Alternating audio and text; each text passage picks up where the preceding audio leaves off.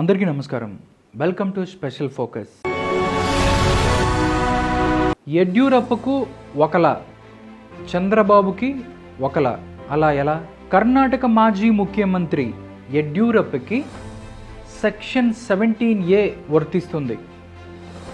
Governor నుండి ముందస్తు అనుమతి తప్పనిసరి అని గతంలో వాదన.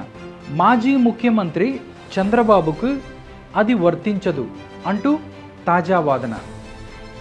ఈ రెండు వాదనలు చేసింది ఒక్కరే, ఆయనే ముకుల్ రోహిత్గి.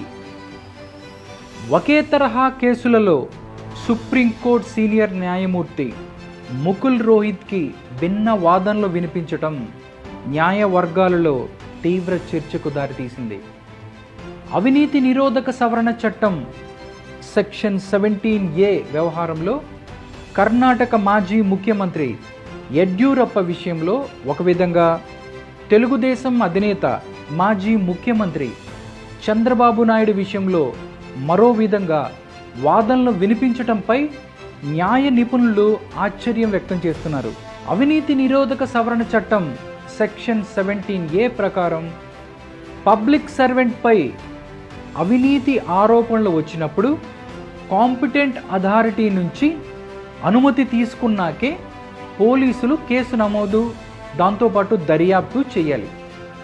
ముఖ్యమంత్రులుగా పనిచేసిన వారిపై కేసుల విషయంలో ముందుకెళ్లాలంటే గవర్నర్ ఆమోదం తప్పనిసరి.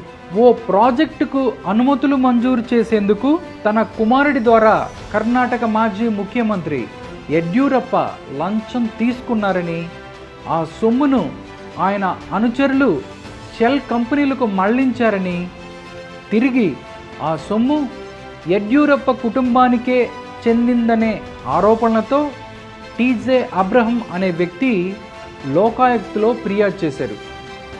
దాని ఆధారంగా లోకాయుక్త FIR నమోదు చేసి దర్యాప్తుకు ఆదేశించింది.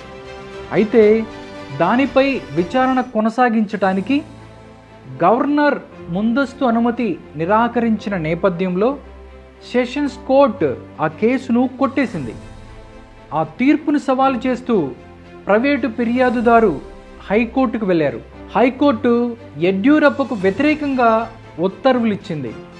గవర్నర్ అనుమతిని తిరస్కరించటం ఆయనపై విచారణ కొనసాగించడానికి అడ్డంకి కాదని, అందువల్ల ప్రైవేటు ఫిర్యాదుపై తదుపరి విచారణ చేపట్టాలని ఎంపీ ఎమ్మెల్యేల కేసులు విచారించే ప్రత్యేక కోర్టును ఆదేశించింది.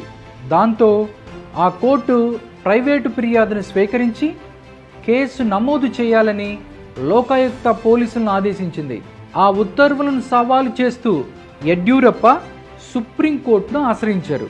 Justice DY Chandrachud, justice Hima కోహ్లీతో కూడిన ధర్మాసనం 2022 సెప్టెంబర్ 23న విచారణ జరిపింది. యడ్యూరప్ప తరపున సీనియర్ న్యాయవాదులు ముకుల్ రోహిత్గి, సిద్ధార్థ దవే వాదనలు వినిపించారు. 2013 అక్టోబర్లో అనిల్ కుమార్ వర్సెస్ అయ్యప్ప కేసులో సుప్రీంకోర్టు ఇచ్చిన రూలింగ్ను కోర్టు దృష్టికి తెచ్చారు. అవినీతి కేసుల్లో ప్రభుత్వం అనుమతి లేకుండా పబ్లిక్ సర్వెంట్కు వ్యతిరేకంగా దర్యాప్తునకు ఆదేశించే అధికారం మెజిస్ట్రేట్కు లేదన్నారు. యడ్యూరప్ప పబ్లిక్ సర్వెంట్ అనే నిర్వచనం పరిధిలోకి వస్తారన్నారు.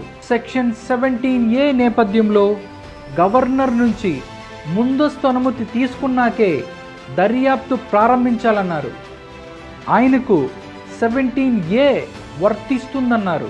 ఆ వాదనలను పరిగణలోకి తీసుకున్న సుప్రీంకోర్టు బెంగళూరు అదనపు సిటీ సివిల్ సెషన్ జడ్జి ముందు పెండింగ్లో ఉన్న కేసులలో తదుపరి విచారణపై స్టే ఇచ్చింది.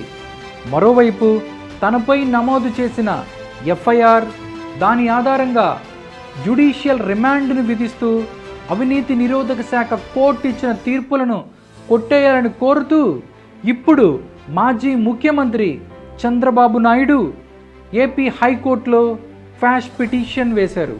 ఈ వ్యాజ్యంలో CID తరపున సీనియర్ న్యాయవాది ముకుల్ రోహిత్గి మంగళవారం హైకోర్టులో వాదనలు వినిపించారు. సెక్షన్ 17A చంద్రబాబుకు వర్తించదని ఆయన వాదించారు. చంద్రబాబు విషయంలో కేసు నమోదు చేయాలన్నా, దర్యాప్తు ప్రారంభించాలన్నా గవర్నర్ ఆమోదం పొందాల్సిన అవసరం లేదన్నారు. 17A సెక్షన్ను చంద్రబాబు తప్పుగా అర్థం చేసుకున్నారని ఆయన కోర్టుకి తెలిపారు. మాజీ ముఖ్యమంత్రులైన యడ్యూరప్ప, చంద్రబాబు విషయంలో ముకుల్ రోహిత్కి ఇలా భిన్న వాదనలు వినిపించటం న్యాయ సమాజంలో విస్తృత చర్చకు దారితీసింది. అంతకుముందు ఒకలా, ఇప్పుడు ఒకలా ముకుల్ రోహిత్కి తన యొక్క వాదనలు వినిపించడంతో అసలు ఏది కరెక్టు, ఏది తప్పు అనే విషయంలో చాలామంది కన్ఫ్యూజ్ అవుతున్నారు.